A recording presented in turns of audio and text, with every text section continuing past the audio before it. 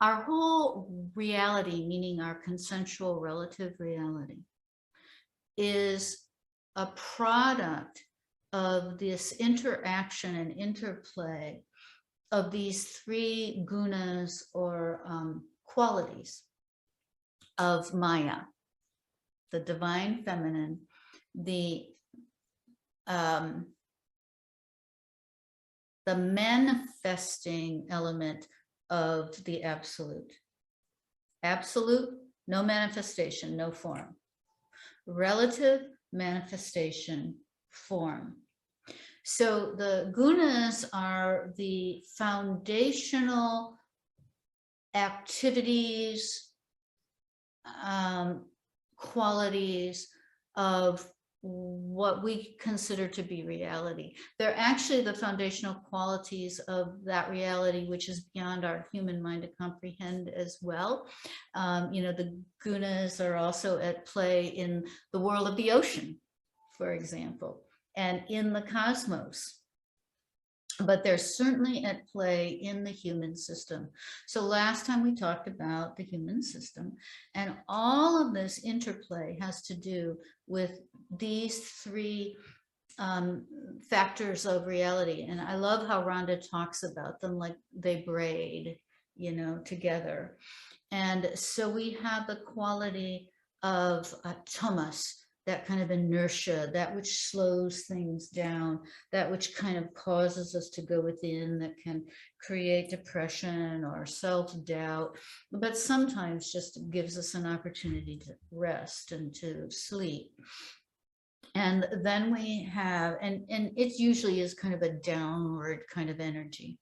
And then we have Rajas, which is an expanding energy, and it's our drive and our excitement and our desires and our ambitions. Now, when Rajas and Tamas interact, we can have desires, sexual desires, let's just say, but our Tamas kind of pulls us down, and so we could act out inappropriately sexually. That's just one example when those two are playing with each other. Now, just Rajasic desire and ambition can be very, like I said, expanding, and brilliant people in the world have power and money and, invent things, and it's kind of amazing. But you combine that with tamas, and then there's greed and selfishness and hatred, and that all of this is about separation from the other. And then sattva is that harmonizing aspect, but it is also the illuminative quality. It's that quality by which we can see the light of the soul, we can experience wisdom, and we can come into harmony. And in the universe, in the cosmos, in daily life, in the human system, these three are always at play. They're at play in the physical system. So they will cause disease, they'll help cure disease, depending on how they're interacting with one another. They're at play in the emotional system. Now I'm depressed. Now I'm happy, that kind of thing. They're at play always, even in our minds, back and forth between judgment about this and judgment about that, and oh, I got it now, and that kind of thing. And even within the psychic, and because the psychic can get pulled down by tamas, and that's the risk of something like taking on a career in channeling. You get pulled down by tamas, and first of all, you think you're special and you're powerful, and second of all, you can get really interconnected with negative spirits and negative energies and wield it for your own personal power. So what we want in life as humans on our awakening path is to be primarily in sattva, But we still need a little rajas to keep going and do things. And it's part of our, the good rajas, so to speak. Nothing's really good or bad, but is our aspiration, our ambition for awakening. That's what motivates us. But then that's also that thing that makes us seek what's already here. And so anyway, we want to have that expanded tamas, but it's the interplay of these three gunas that creates karma, that is karma. It's the braiding together of all this stuff that is karma. Karma, the word, simply means action. Sometimes it's translated as behavior, but it simply means action, and more simply than that, movement. So the movement, the love force, right? That's the movement of the divine, of the pure, formless, stillness, absolute, beyond quality, beyond the gunas. And when that comes into manifestation, even as the love force, then at a certain point, it all splits off into these three characteristics or qualities that interact with one another and get all interwoven with one another. And that's what creates the karmas. So what I want you to try to understand is your own karma, my own karma about interrupting, a pattern of interrupting people. Okay, it's just, it's energetic movement. And it's energetic movement that gets so intertwined, it like gets into a knot, and it seems to solidify as a habit or a pattern.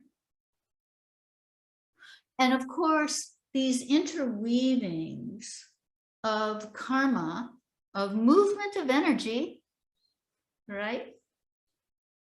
At certain vibrations, the tamasic lower vibration, the rajasic higher vibration, the stiller sattvic vibration, as these all weave together, this is all our karma. It's our personality. It's our habit patterns. It's not only that, it shows up in terms of where we're born, when we're born, what our body looks like. No, it also shows up for those genes that are responsible for that, or those genes that correlate at it. None of this precludes science. Science is a part of this because these karmic laws are the laws of nature. And science is, of course, the mind's attempt to understand nature. Why it's so almost unfathomable to really understand karma is because we, the little you and the little me, and we are these phenomenal strands of interacting patterns, movement, vibrations, frequencies that are all interconnected with every other frequency around us, with the family that we're born into, with all those frequencies, with the families that we came from, with our ancestors, from whatever we were or whoever we were in previous lifetimes. None of that is lost. Nothing is lost, ever. And it all comes forward, and we come into this lifetime with many patterns, with many samskaras, many seeds of pattern, of habit. And actually, that's what forms this physical body. This physical body has had an awakening, and 15 pounds came off, just like that. Just like that. Where did they come from? They came from a heaviness she was carrying. Come on, that doesn't make sense, but yes, it does. Yes, it does. And that heaviness that she was carrying, not all of it was hers. She's carrying heaviness from her family, from her ancestors, from this and from that. Maybe from her husband. And just like that, it's gone. And that is grace. So, jumping ahead a little bit, because to truly understand karma, well, to try to really explain it, forget it, I can't, I'm sorry. But yeah. Did you want to? Yeah, so just the way you were describing karma, it kind of sounds like karma is the energetic DNA that holds this all together. Yes, and this DNA is constantly changing. Right, it's like a it's a movement. It's a movement. And what is DNA? I mean, what is anything physical? And you said you had this deep realization into that. Anything physical is the movement of energy. But we identify with what our physical senses tell us we are seeing, feeling, hearing, and touching. And so we believe we are only that. Our mind might say, oh yes, but I am energy. But our total sense of self is still wrapped up in, well, yeah, maybe I'm energy, but I'm contained in this body.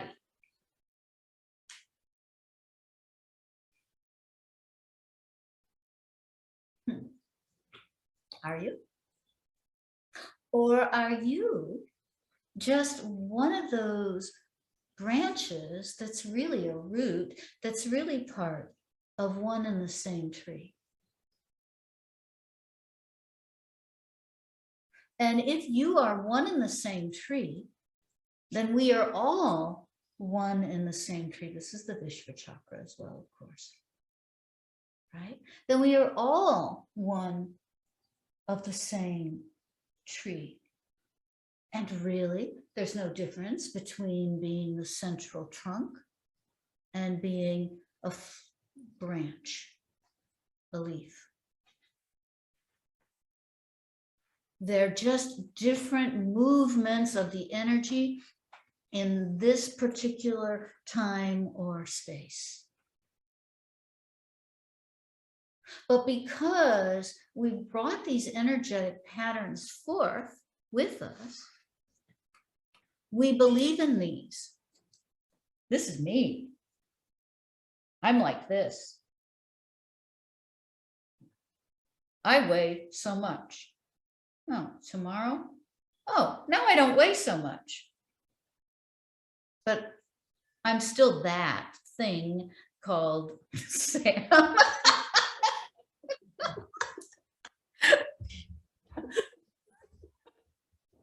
Right? Until we have those moments. And it's not that we're saying that there's not a Samantha and a Rajashree, or a Rajashree and a Rochelle, because in this one flash of time, which doesn't really exist, we have to remember that, you know, you're this one branch over here, and you're this one branch over here, and I'm this one root branch over here, you know, and we're all growing out of the earth in our own ways. But that one snapshot in time is never still. And there is always nothing but stillness.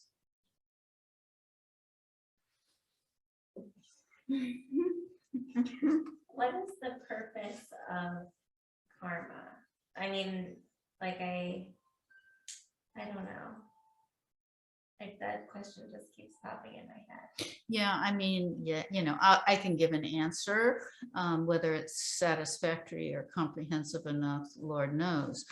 But so the purpose of karma is so that we can have this experience of individuality. And what's the purpose of the experience of individuality? So that we can return to wholeness. It's the vehicle by which we, again, I guess, learn and experience. Exactly. It's like what we were talking about with pain and suffering, right? It's through our pain and our suffering that we have this experience of individuality. Then we get identified with it. I'm a victim of my abuse. I am a perpetrator. I am I'm a woman. I'm a man. I'm a this. I'm a that. It's the I'm a thing. Isn't that ego? And it's ego. Absolutely. So our karma is very much intertwined with our ego. When we can release ego, when we can have awareness outside of the gunas, that constant interplay, then that's when we find the true reality. And by the way, when we have that awareness, no matter what is going on in our body or mind or emotions, there is no pain. There's no experience of pain. There may be an awareness that the body's in pain, but it's not experienced as pain. So we've all felt that when you think about it. You've had Reiki that's awakened you to your inner self, and pain's gone away, at least for a moment, right? Most of you have had meditation where you were hurting and you're not hurting. You've had meditation where you're you, and then you realize you're not you anymore. You just are.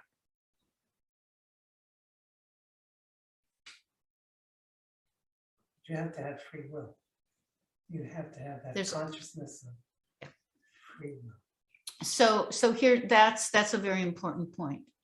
So people can see karma as, well, then there's no free will, right?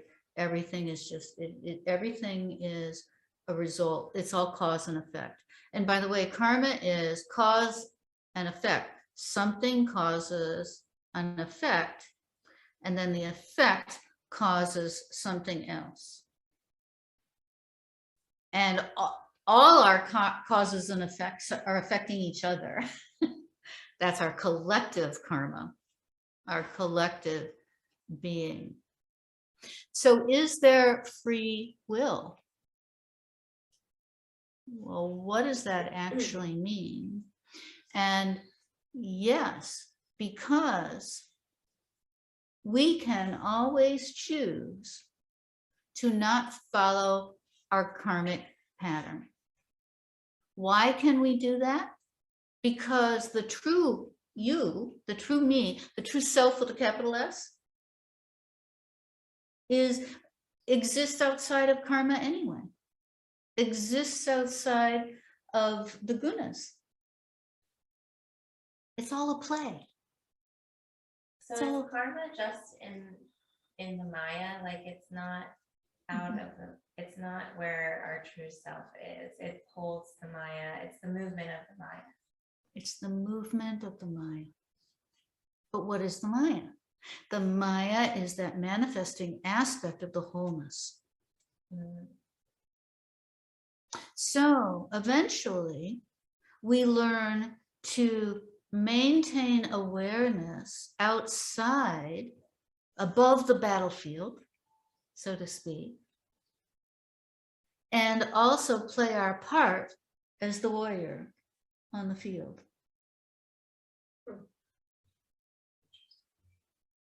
We have a dharma. We're here. We're going to live here. We're going to do our thing here.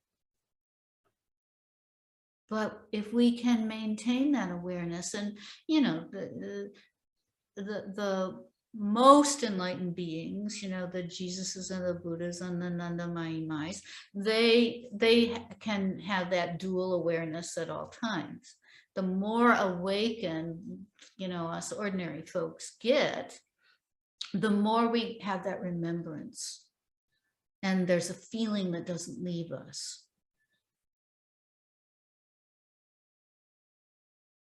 But we don't walk around going, oh, this is all a play, it's all a joke, it doesn't matter. No, we don't do that. Because what we know is that even if we're awake, those beings around us, they're still caught up in their pain and suffering. And guess what? We get caught up in it too from time to time. And so the more that one of us, who is all of us, is able to retain that, it's not really a dual awareness, but I'm going to call it that for right now, to maintain an awareness of the absolute and the relative simultaneously, which is really more unity consciousness. But the more that one of us does that, the more that all of us do that, especially those that we vibrate around.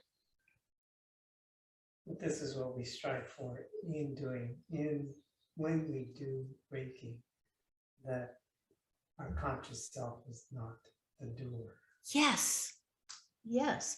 And it makes it so much easier. We get so less fatigued. And we're not attached to the results either. We might set an intention, we want this person's knee to be better. But if the knee doesn't get better, the knee doesn't get better. Because the knee, the energy of that person, their karma is their karma. And maybe their karma was to come to us and experience a healing and get relief, but maybe it wasn't. You know, it's kind of like your children are not your children. One of the hardest lessons for a parent to learn, that really we can't control them, although I keep trying. And their failures are not our failures. Now, self-inquiry. Their failures may actually reflect some things that we could have learned.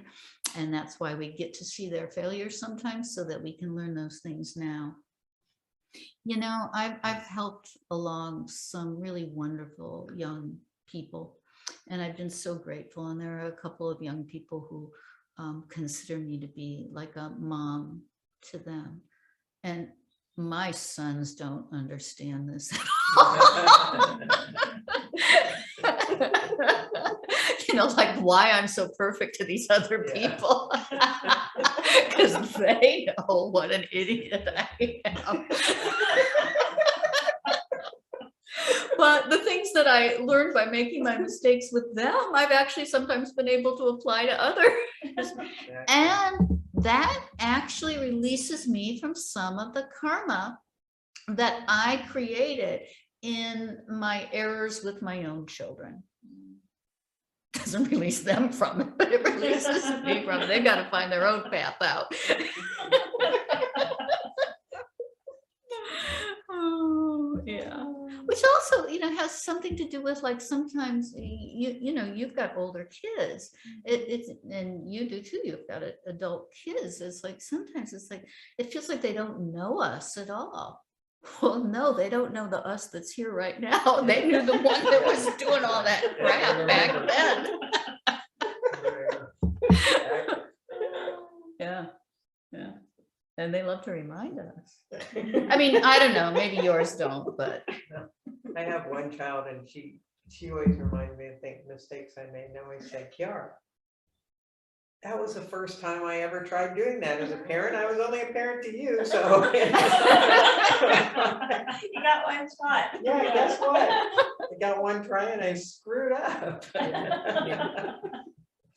So let's go back to this whole pain and suffering thing. You know, one of the definitions is, or one of the understandings is, pain is a sensation. It's a gift of the body to say that something needs a little correction.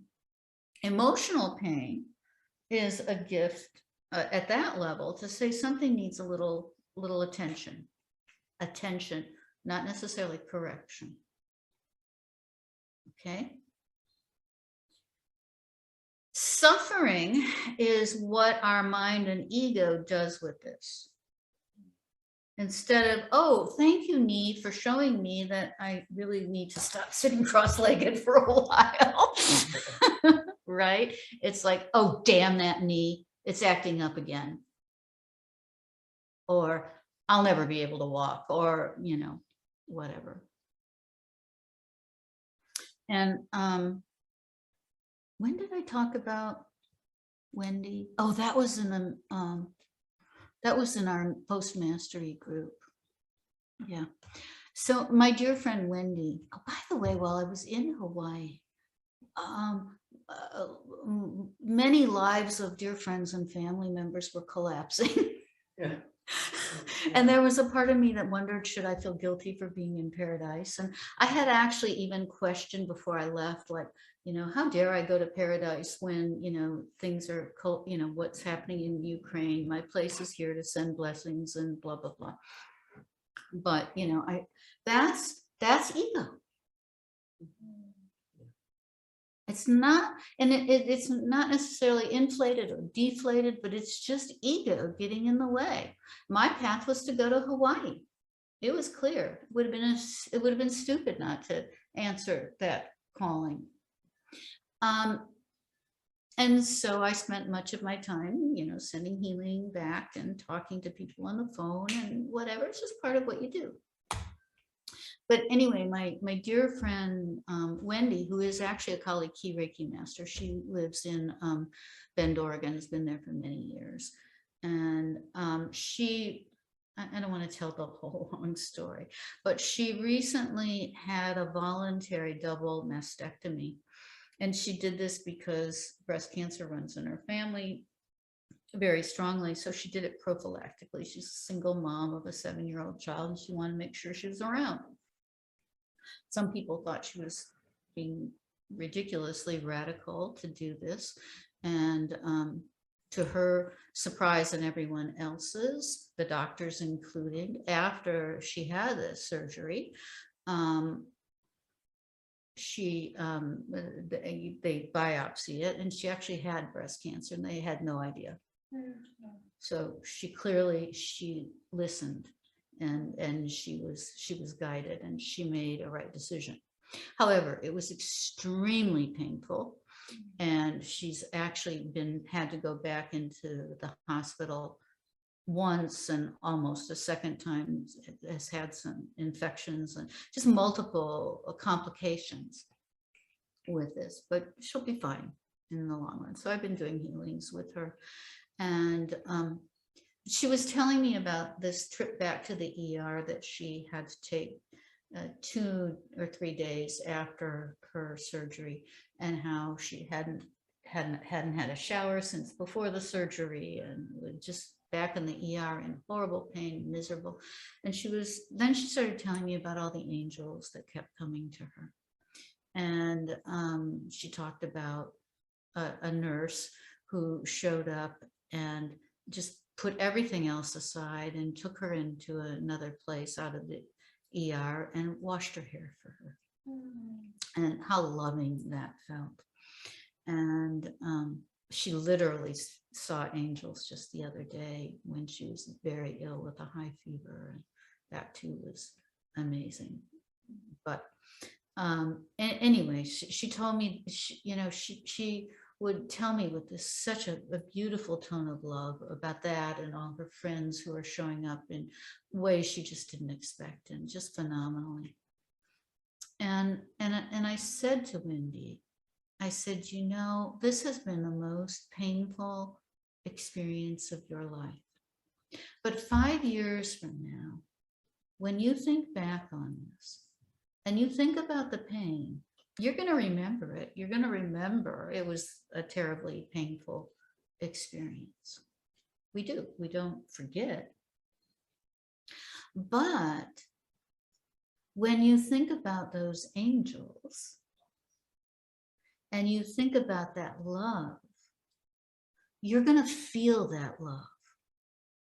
So think about it. If you think back to pain, maybe you're having pain right now, but to think back on it and to remember, we remember that it hurt.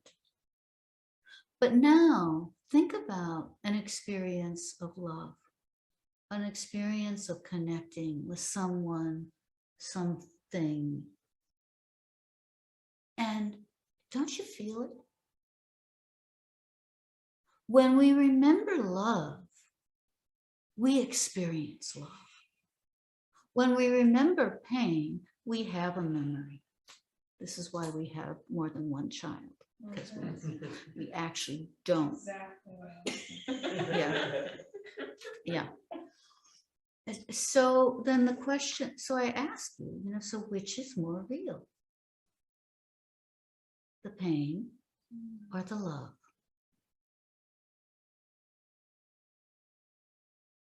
And I think this is a litmus test. Now, that's not to say, like, when, if you've experienced trauma, pain can get relived. There's no doubt about that. But there really are ways of treating that and of getting it to diminish over time. And even when you've experienced trauma, it doesn't mean that every, time you sit and remember it, that you feel it to that extent. Sometimes it is, that's PTSD for sure.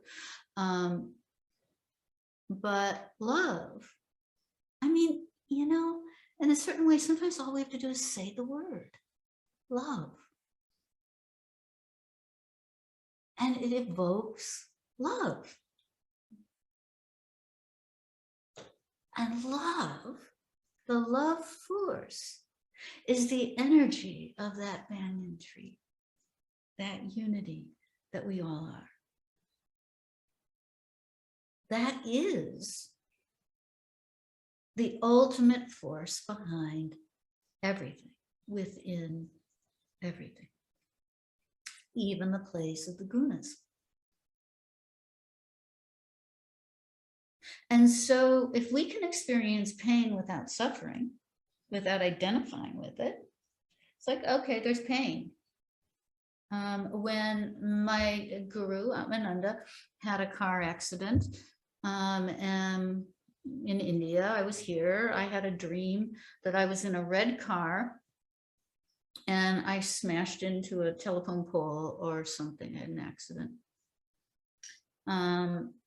And several days later, I found out that he had had an accident, and I wrote to him and told him about my dream, and he wrote back and he said, yes, that's exactly what happened. And I said, well, I'm going to send you some Reiki if that's okay. And now this is a being who is very awakened and whose body has pain, and he's very aware of the pain in the body. He knows it hurts, but he's not attached to it. So it doesn't, the word in the Gita, it doesn't perturb him. But as soon as I sent the Reiki, he felt huge immediate relief. And we did this for over a period of a few weeks, and he felt like that was, that was what healed the body. But he was never injured.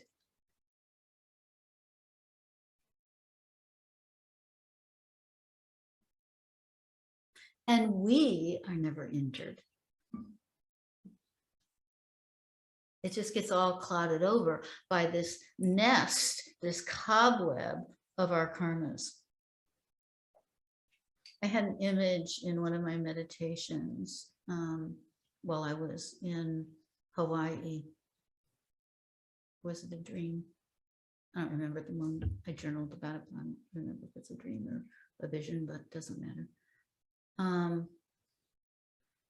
In which, it's kind of interesting. It's almost like I was on a cross, or a trishul, or I was a cross or a trishul.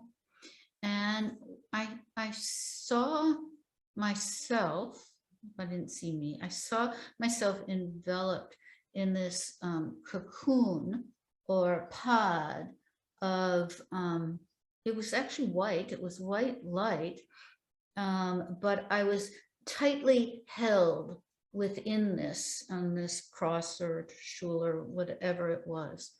And I could feel it from the inside and I could see it from the outside. So I had this very clear vision of this pod that I was entangled up in, caught up in. And there I was. And then suddenly the thought came, just unravel it. It needs to be unraveled. And so I began unraveling these strands of light that had been containing the self, the soul. And then I was free, right? And so that pod, that container, is the karmic strands of the physical, the emotional, the mental body that hold us, contain us, and give us our form, by the way. Which is why when we start to unravel them, our form might change. Okay. And it was, for me, it was just a sweet and simple reminder, like any time that ego starts to form and harden, let it unravel, just unravel. Unravel these tangling karmic knots that are not in any way evil or bad, they just are. They're just part of the movement of the universe. All of us are just part of the movement of the one. So when you talk about this form, is that suffering when something forms? Well, I think we can only experience suffering in form. So when we're aware of our formlessness, we don't experience suffering. So yeah, I mean, it is the form that is related to the suffering. And let's face it, it is our form that hurts, including our emotional body, because that's a form. So it would be like, but if you find yourself suffering, then maybe to search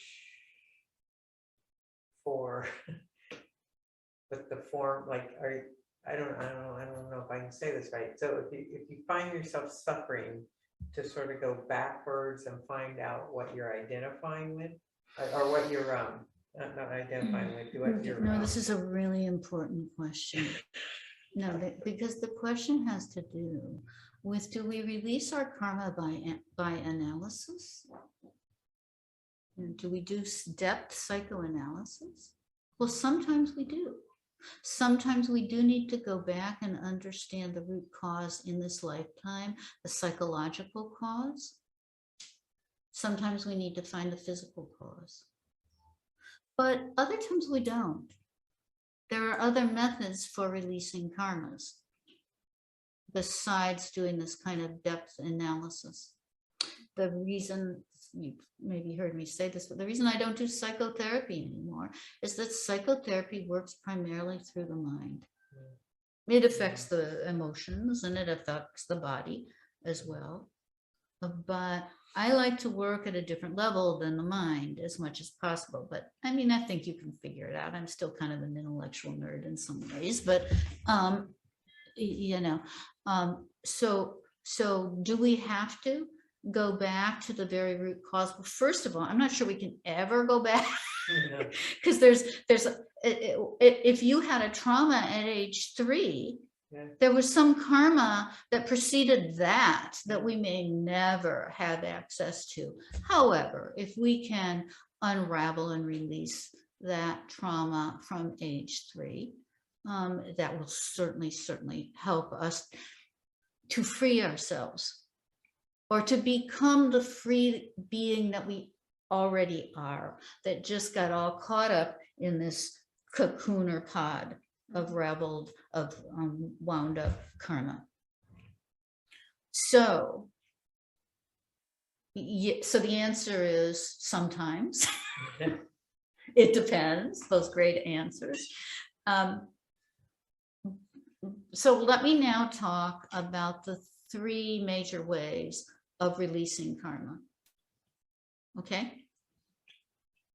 For someone knows, there just somebody I can write a check to get rid of my karma.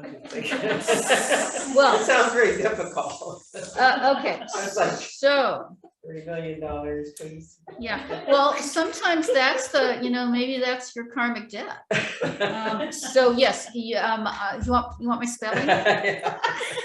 Bank account, please. Oh, did I just do anything? Oh, we lost. I picked this up and it I touched think the you button. switched the camera. Then the camera just flip around. I think she dropped out. No, she dropped off. Oh. Okay, well, she's allowed. I just find this conversation so fascinating because I'm really starting to understand that karma as the movement, and it is not good or bad, but what happens, especially in your vision, is like our form, we become so dense in energy, and sometimes this movement, like a river, gets stuck in a rock or an eddy or whatever, and it in itself, that's not good or bad either, but the suffering happens when we are identified with that. Yeah, like I don't want to be in this eddy. I don't like this rock. Yeah. Yeah. It's Right, or you don't realize you're in the eddy. Yeah. For a while. Well, that's true too. the suffering is just the attachment with something that is just inherently just movement. Yes. Or stuckness. Yeah, and it's just cosmic movement. Yeah.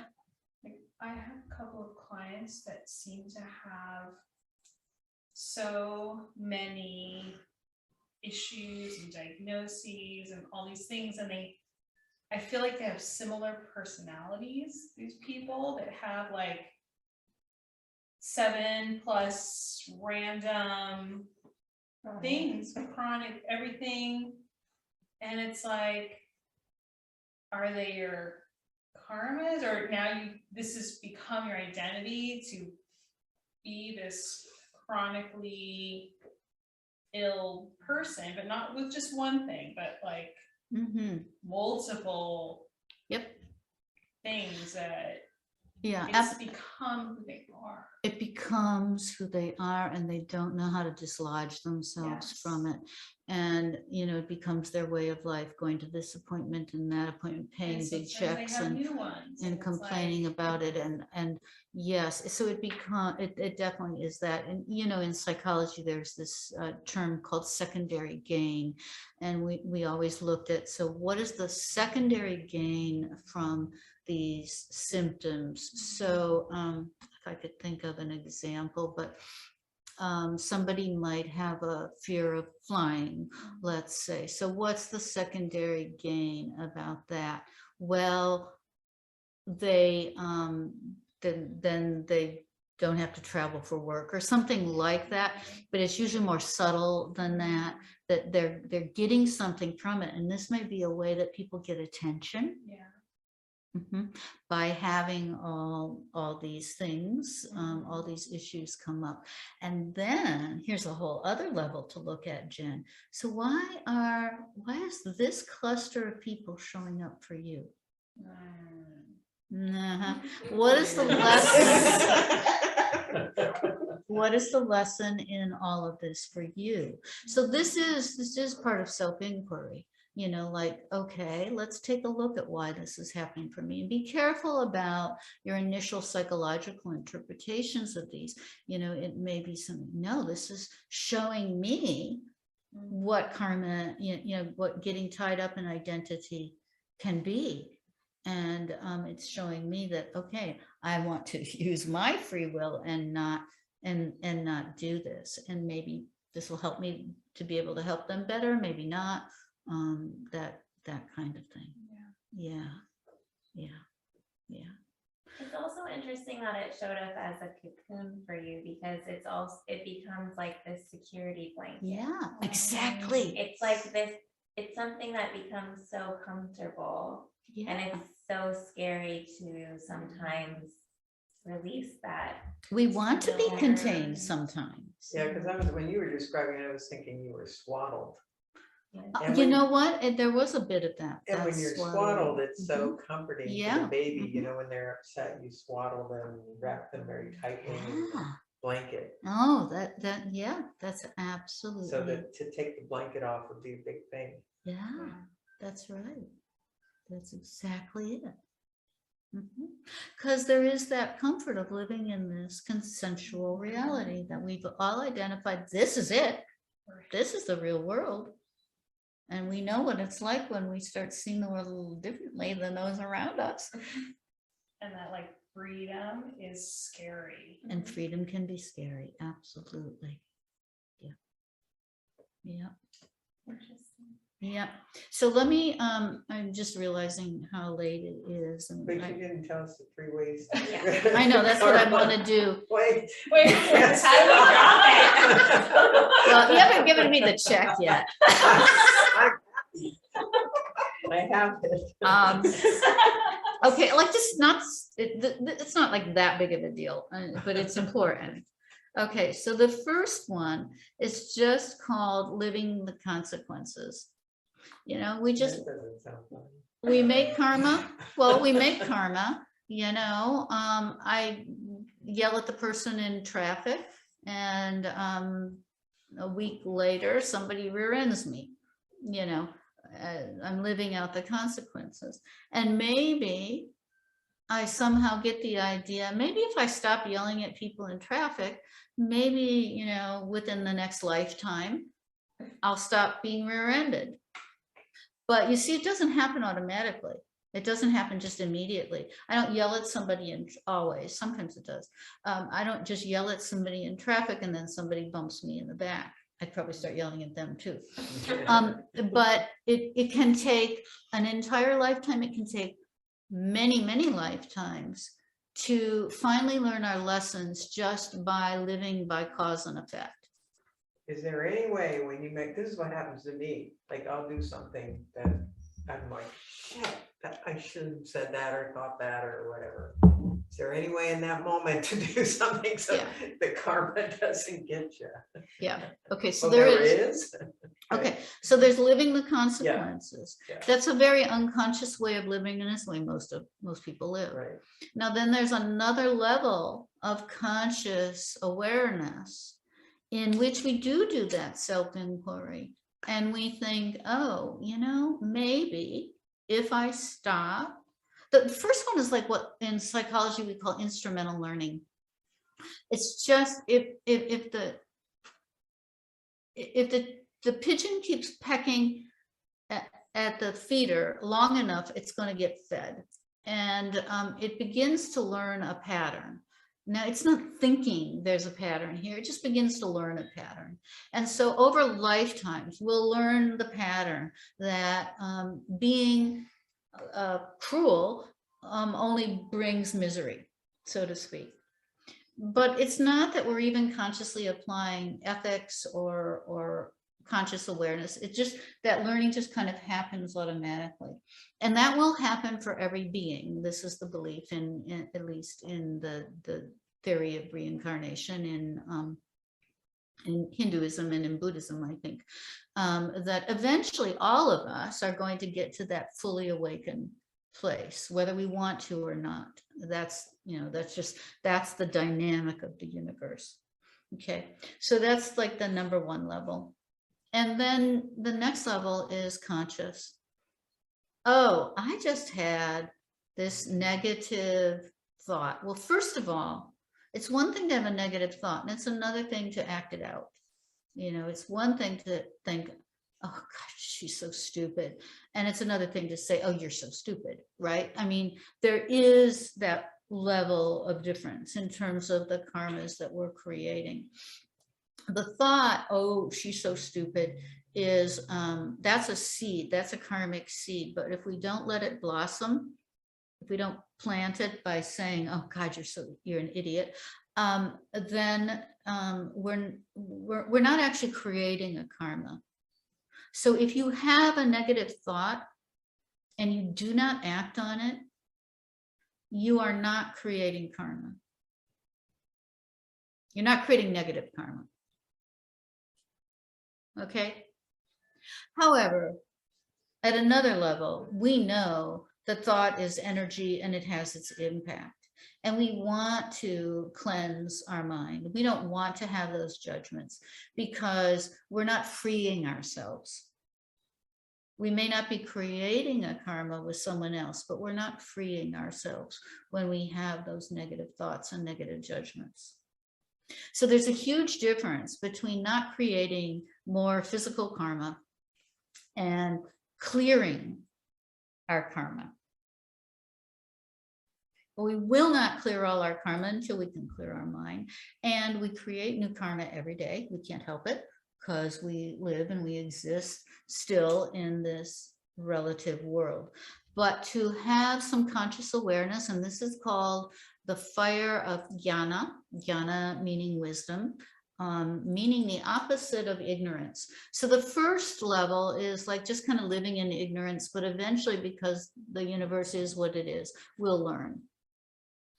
And the truth is that after incarnation, we do start gaining some jnana, some wisdom. Okay, so this is where we start intentionally choosing how we're going to behave, how we're going to respond, regardless of what our thoughts are, right? To respond from our whole self, our true self, rather than our thinking or our egoic self. We begin to do that because we begin to recognize our patterns. Now, we can recognize that through depth analysis. We can recognize that through self-inquiry.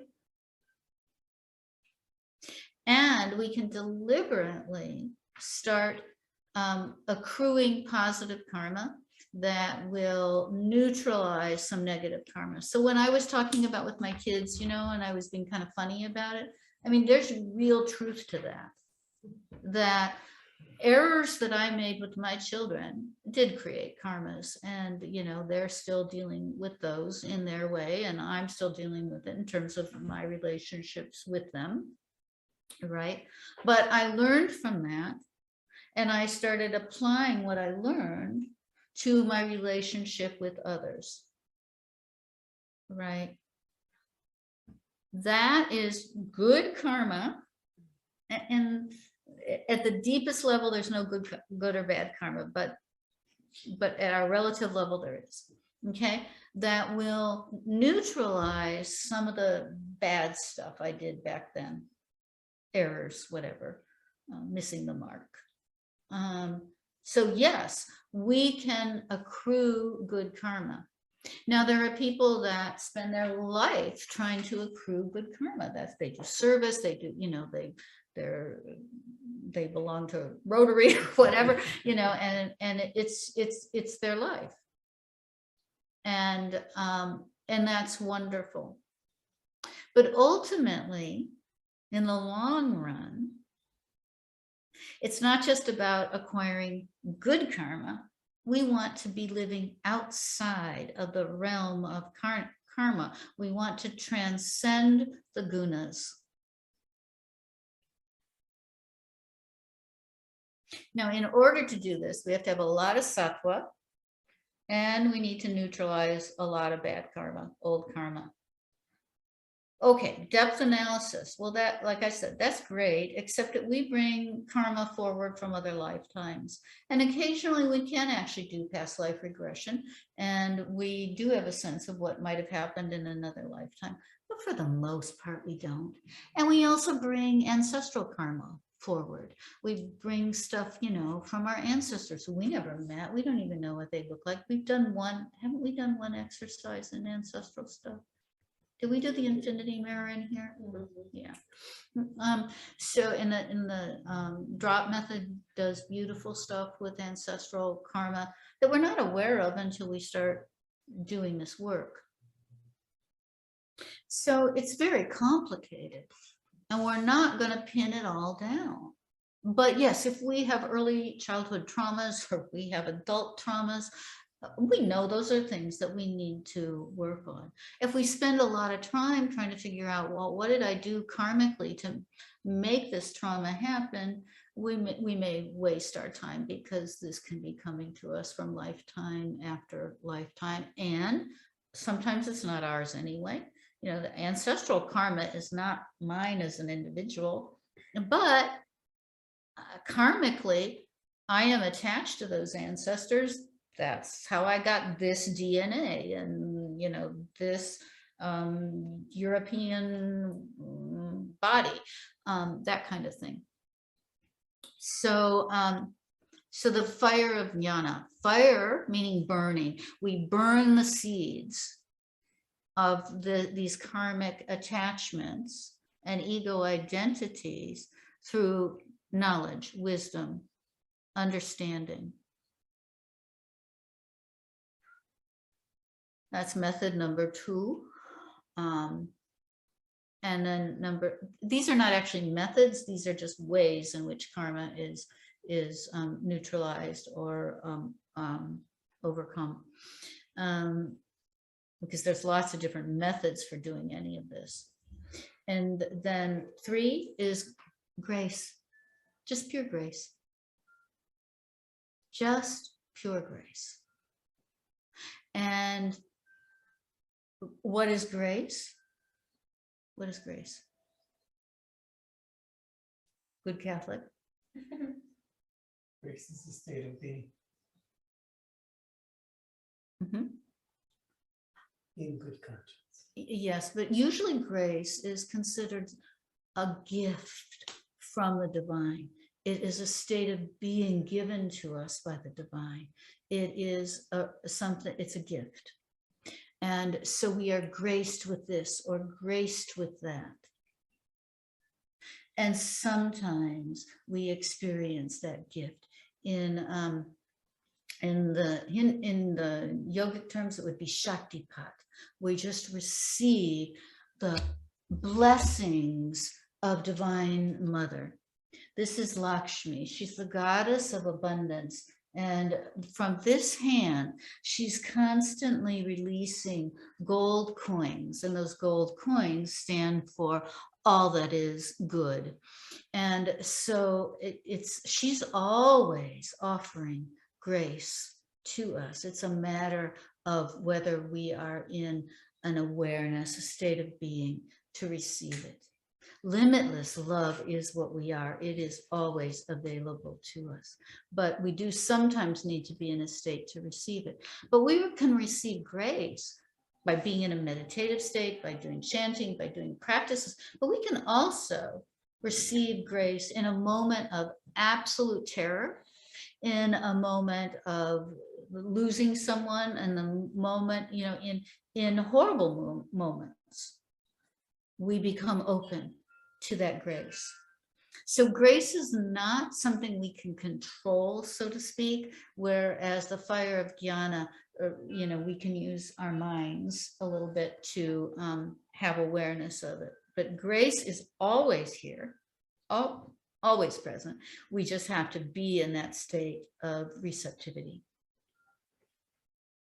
So Reiki, to me, is pure grace.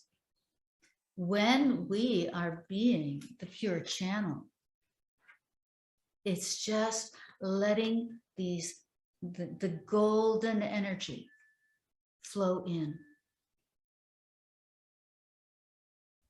And that's Reiki. So I feel like that is one of the most beautiful gifts and benefits of Kali Ki Reiki anyway. And this is a huge key to why it is a wisening process, why it awakens us, because it allows us, and our attunements allow us to experience and receive the grace that is always flowing, always available. But it's not the only way. It can be done through prayer. It can be done through meditation. It can be done by jumping off a cliff. And literally, This reminds me of the one time I dove off of a waterfall. It was pretty, I was screaming, Om Namah Shivaya. I didn't dive, I jumped, sorry.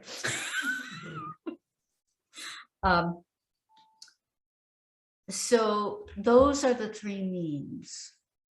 The methods vary. And I'm going to be teaching you the drop method over the next several sessions. And that's one way of getting in touch with that grace, of receiving answers, of doing bhavana, of connecting with deeper things, and etc. One of the things another thing, I'm moving fast right now. Another practice that opens us to grace by removing obstacles is forgiveness practice. Forgiving self, forgiving others. And so we're going to take a 5-minute break, and then we're going to do Ho'oponopono. Has anyone ever done Ho'oponopono? You have.